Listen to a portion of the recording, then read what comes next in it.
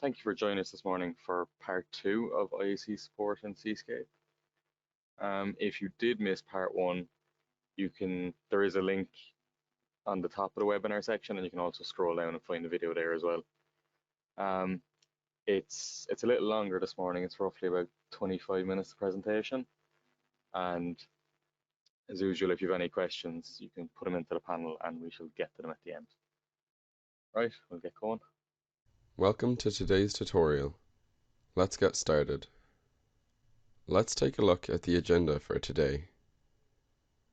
We'll start by discussing the project toolbox. We'll go over the program variable window, naming variables, and data types. We'll discuss advanced data types, structures, enumerated types, and bit fields. We'll discuss constants. There will be demonstrations throughout, and as always, we'll finish with a live Q&A session. Let's start with the project toolbox. Once we have opened an IEC logic module in Cscape, the project toolbox will be populated appropriately. In our initial FBD example from our previous IEC webinar, we created logic by using the Add Function Block toolbar button, followed by double-clicking the added block and changing it from the default multiply block and selecting the required OR AND function. An alternative to this would be to locate the required function block in the project toolbox and drag and drop that directly from the toolbox. Let's demonstrate this in Cscape. I'll start by illustrating an alternative way of putting together FBD logic. I'll recap the way we created our start-stop logic example in the earlier IEC tutorial. So we'll begin by adding the variables required to the logic using the Add Variable tool from the toolbar on the left side of the editor. I'm not going to assign these variables because that's not necessary as we contrast the difference between the two methods of creating the logic. Now we can use the Add Function Block tool to add the two function blocks that we're going to be using. The function blocks are created as the default multiply function blocks, so we need to then double click on these to make sure that the first of these is an OR function block and that the second of these is an AND function block. The AND function block requires 3 inputs, so we need to set that after selecting the block to be a Boolean AND. We can now wire the variables and the function blocks together to produce our logic. I'm not going to connect an output from the logic because again, this is common between the two methods of creating the logic. Let's create the logic now in our alternative method. So we'll begin by creating the variables that would be required for the logic. We're going to go to the project toolbox, locate the OR function that we require, it's in the booleans group, and we'll drag and drop that to the logic. We then locate the AND function block and drag and drop that to the logic. We still need 3 inputs on the AND function block, so we'll double click that and change the number of inputs to 3. And now we can wire our logic appropriately, which I'll finish off screen. Here are all of the groups in the project toolbox. There are a lot of them, so I won't cover each of them individually. The help file is a good place to read about details on each of the functions in the toolbox. Each function in the project toolbox is given one of 3 different icons, as you can see on screen. There's the specified function, which are functions defined as part of the IEC 611-31.3 specification. There's the extension function, which are functions extending the basic IEC 611-31.3 function set, and there's the instantiated function, which are functions where outputs are generated from input data plus data generated during evaluations of the block on previous scans. As an example, let's consider this falling pulse detection function. Here, the output is true if the input is false on the OCS scan, but was true on the last scan. To determine whether the input has indeed fallen, we need to know what the block input was on the last scan as well as the current one. To reserve the memory required to keep track of this, we need to instantiate the block. To instantiate a block, you'll create a variable of the appropriate type in the Program Variables window and use that variable in your logic. For practical purposes, when programming in IEC 611-31.3, the differences between specified and extension functions are irrelevant. Now let's demonstrate this in Cscape. We're going to run through an example of each of the 3 different function block types that we discussed. We'll start by dragging and dropping a multiply function block into the logic. We can find this in the arithmetic group. I've got 3 pre-configured variables over here: the cross-section area of a tank, the liquid level of the tank, and the volume, which are all real variables. We're going to drop these variables in, and then we're going to wire them to the function block. I'm going to quickly wire them now. So this is fairly straightforward. The cross-section area of a tank multiplied by the level of liquid in the tank will give us the volume of the liquid in the tank. We'll finish this by error checking the program, and we'll find that there is no error. The next function block that we mentioned was the shift left block. We find this in the registers group in the toolbox. We can observe that the icon for this function block indicates it is a non-instantiated function block, so again, we can drag and drop that into the logic area. So we created this shifting bits variable, which is of type dword. So we're going to drop a few variables here again, and then we're going to wire them to the function block. The shift left block takes a value, shifts the bits in it left by a number of bits, and then stores it either to the same variable or to a different one. We've put this down here, and we're going to place a 1 in it to tell the shift left block to shift it 1 bit. And once we're finished, error checking that again gives us no error. So our third function block was the rtrig block. We can find this in the Boolean tab in the project toolbox. The icon for this is that dotted box indicating that we need to instantiate the block. But we'll start by adding it to the logic. We're going to use the 1-second pulse to input to the block, which is a signal which continually is set true every 1 second and then set false again half a second later. It's found in the system under %s5, which is sys4 in our IEC arrays.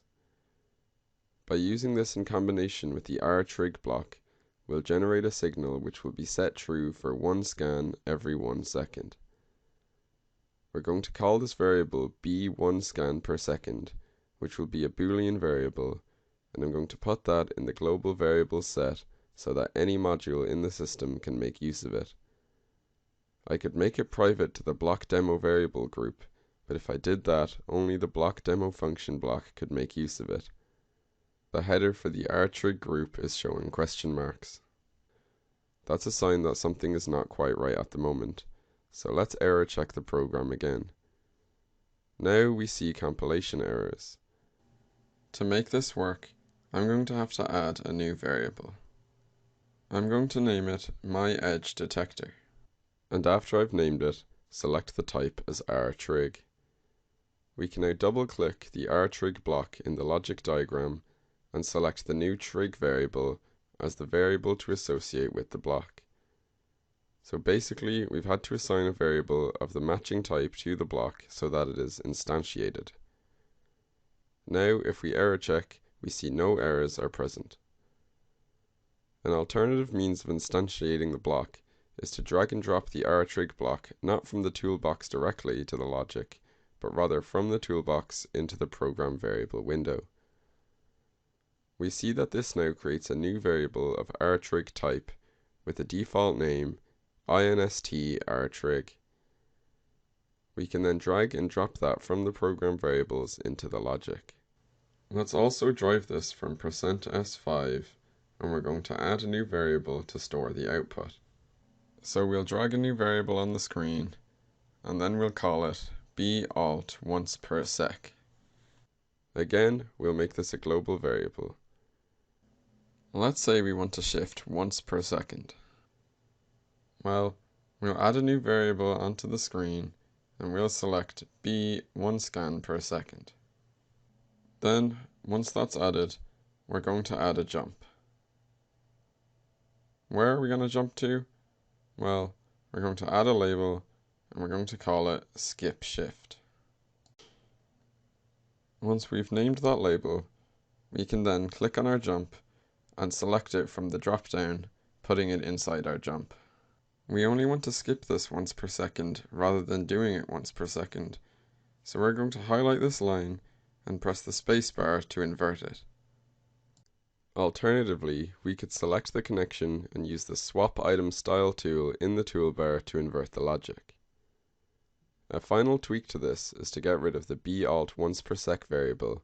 Because it's driven by the output of an instantiated function block, we can use the output directly. So deleting the b once per sec variable, we now double-click the variable driving the jump and select q from the instrtrig variable. Just a note on FPD, we know which blocks will be skipped by the jump because the functions are evaluated left to right and then top to bottom on the page. So it's quite obvious which blocks will be skipped, but if the page is not well laid out, then it might be unclear. Now we'll click on the Show Execution Order toolbar button, so we can see the order that the logic will be evaluated in FBD, which is useful because FBD is not as strictly structured as the other logic languages in IEC 61131.3. Now let's look at the Program Variable window. This window will be available whenever an IEC program is open and is typically kept docked within the Cscape environment when IEC programs are being edited. We can see how the variables are split into groups for global variables and also for private variables for each logic module in the program. We have a rich set of functionality available by right-clicking in the window, and we also have a set of shortcut keys to quickly insert, rename, and delete variables. Additional columns in the variable table allow us to select the data type of each variable, along with an initial value and a mapping of the variable where we want the variable to refer to a specific OCS system reference, such as IO or system variable. Let's talk a little more about the groups in the variable editor window. There are two global variable groups, global and retain. These variables are available for use by any of the logic modules in the program.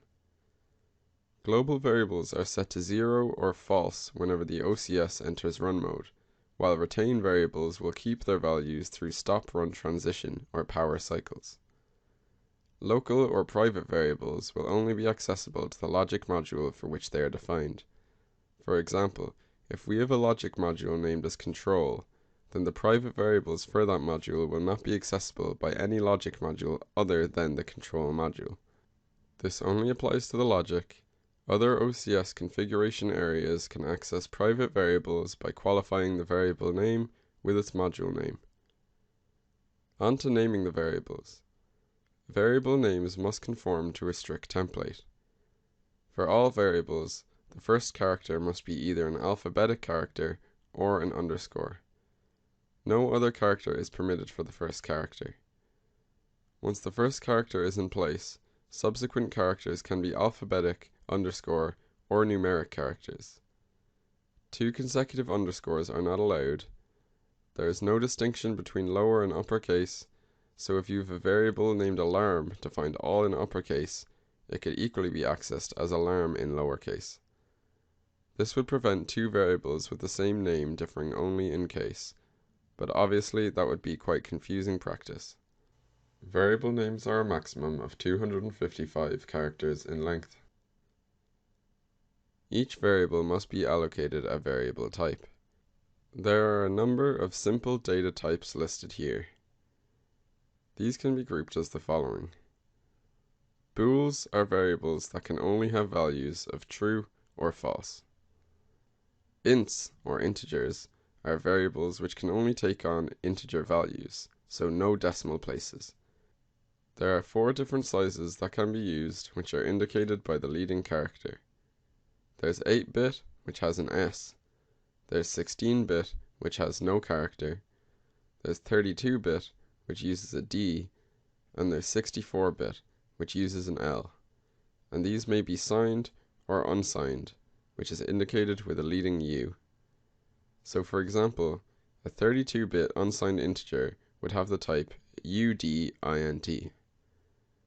The unsigned integer types have equivalents byte, word, D word, and L word, which can be used interchangeably. Depending on the size and signed/unsigned type of a variable, the range of values which can be represented changes, so this will determine the integer type to select. Reals have two different widths. There's real, which is 32-bit, and LReal, which is 64-bit. The values are represented as a fraction and an exponent, similar to scientific notation. This allows much bigger numbers than even 64-bit integers to be represented, although the number of significant digits is reduced. So why not just use real variables for all numerics rather than integers, you may ask? Well, reals are stored in a more complex format than integers. Reals have separate mantissa and exponent parts, so in terms of operations on the reals, even for simple operations such as multiplication and addition, these are more complicated and as a result impact scan time slightly more. Strings contain a number of ASCII characters. The IEC specification defines them as ASCII rather than Unicode. Each string has a maximum length of up to 255 characters, which must be specified in the variable definition. So if the maximum length is set as 32 characters, an attempt to set the string to a longer string than that would cause it to be truncated to 32 characters. It could be set to a shorter string, let's say 16 characters, without a problem. 255 characters is plenty to contain a message for display or a buffer for a communication function. IEC strings are not intended to store entire documents. Lastly, there's time, which is a 32-bit value corresponding to a number of milliseconds. So if we have a value of 1000 in a time variable, this is indicating 1000 milliseconds or 1 second. The time type works well with the OCS timer logic blocks when the precision is 1 millisecond, and also the timer graphics object, again with 1 millisecond precision. IEC supports the concept of an array. This is a group of similar variables all stored next to each other in OCS memory. Consider, for example, if we wanted to store the production counts for our machine for each of the last 24 one-hour periods. We could create 24 integer variables to store these, but it's much more elegant to use a 24-element array. Arrays are defined by setting the number of elements required in the dim field in the program variable window, so for our example we've set dim to 24. Arrays can have up to 3 dimensions. You can configure 2 and 3 dimensional arrays by separating the dimensions with commas in the dim field. A maximum of 65,535 elements are possible in an array, so multiplying together the values in the dim separated by commas must give a result less than that. The example on screen here shows a tab variable, which is a 2-dimensional array with dim 3, 3. Structures are a more complex data type with multiple members which can be of any data type, even other structures. A structure within a structure is known as a nested structure. Members of structures can also be arrays. Our example here shows a structure containing variables int1 and int2, which we would presume are int variables. Real1 is presumably a real, and time1 is presumably a time. Once a structure is created, we can then create a variable whose type is that structure. This is referred to instantiating the structure. The individual fields within the structure are then accessible using a dot notation as indicated. Here's an example of structure use. First, we'll declare the structure format. The structure is going to be used to store extended information for a sampled analog input. Along with the value of the input, we'll store a quality boolean to indicate if the sample was reliable, and a stamp variable of type time saying when the sample was taken. Once the structure is declared, we can create a variable of structure type, and we'll call this myInput. We can then use the dotted notation to refer to members of the structure instance in our logic. Another aspect of structure use in Cscape is the selection Allow arrays of structures.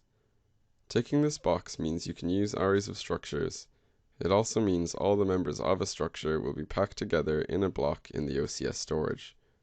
This can be useful when creating elements to be linked to other devices, for example when mapping Modbus slaves or CANopen PDOs. So why do we not make this arrays of structure setting the default operation?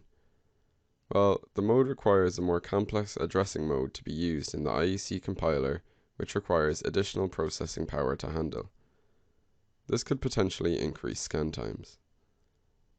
Enumerated data types allow integer type values to be given textual values from a predefined set, which are translated into a numeric value corresponding to the position in the list of the textual value. You start by creating the list of acceptable texts which can be assigned. After this, a variable is created and the type is set to the new enumerated type. You can then set these values in the logic or use comparison instructions on them. Up to 256 different enumerations may be defined. Bitfields are useful when integer type variables actually consist of a set of related individual bits, for example the onboard digital I/O or the system bits. We can create a bit field where each bit is given an appropriate name, and then the bits in the variable can be accessed using dotted notation. The example illustrates how this might be applied to the onboard digital inputs on an OCS controller. A bit field is defined, which is used as the data type to create a variable called digital inputs. This variable is then mapped to the OCS digital inputs at %i1.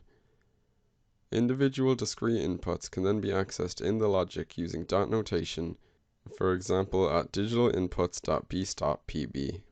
Bitfields are a great way of improving the readability of code. Here we're introducing a way of making changes to the variable list using a text editor rather than the program variable editor itself. This is a great way of quickly doing bulk editing of the variables. We can enter text editing in variable mode by right-clicking in the program variable editor and selecting Edit Variables as Text. This opens a text editor window in the main IEC adding pane. 3 different formats are available: IEC, which is defined by the 6.11.31 specification for editing variables, CSV, which allows data to go quickly in and out of Excel, or XML. Once editing is complete, we can close the window. If the edits do not contain errors, the window closes and the variable list is updated, and if there are errors, they are displayed and the window will not close. Well, how do we go about assigning values to variables, specifically constant values? Booleans can be set to either true or false. Various integer types, regardless of the size and sign, will take an appropriate value directly, or the type may be forced using the prefix int type hash value. Negative numbers will only be accepted by the signed integer types. For reals, the appropriate type can be forced using hash notation, or the number can be used directly but must contain a decimal point. Well, how do we define a constant string? To do this, we just type the string within single quotations. There is no need for any prefix. The maximum length of a string constant is 255 characters, though the characters assigned may also be limited by the maximum length of the string. There are a number of escape sequences supported in constant strings. These are special sequences of characters which insert characters differently to what is typed. For example, to insert a single quote into a constant string, we use the $ quote to differentiate it from the closing quote of the string. 2 $ are used to insert a single $ character, and a $ before T, R, L, N, or P are used for various non-displayable ASCII characters: tab, carriage return, line feed, carriage return plus line feed, and page feed. $XX can be used to insert the ASCII code for any character into hexadecimal, but don't forget that IEC strings only support the ASCII character range 0 to 255. Finally, we're looking at the time constant. As we've said, the value is an integer number of milliseconds, which represents a time in milliseconds.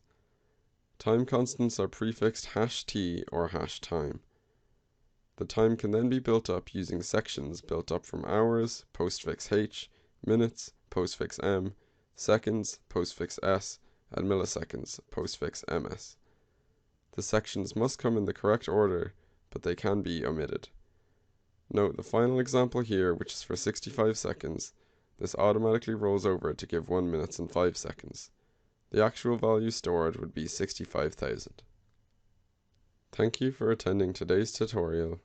The Q&A session will begin shortly.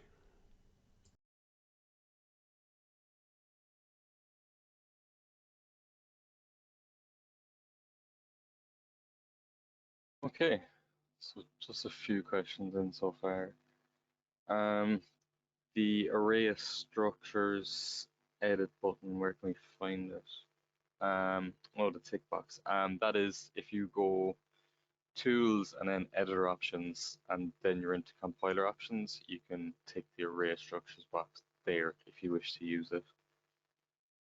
How many enums are we allowed? I think it may be in the slide as well. Up to 256 enumerations. Is there anything else coming through right now? Not just yet. I shall take you back to my screen and show you the upcoming webinars. So as I said in the beginning, if you have not seen part one, there's a clickable link here to take you to it, or else you can scroll down through the past webinars and you can find it there also. Next week we have using shift register functions in Cscape, and following that, analog I/O scaling and compare functions. All the registration links are here as always, so you can register ahead of time if you wish. I think that about covers today. If we've got no more questions, I'll just take one more look. No, not seeing anything. Okay, thank you for joining us this morning, and hope to see you again next week. Goodbye.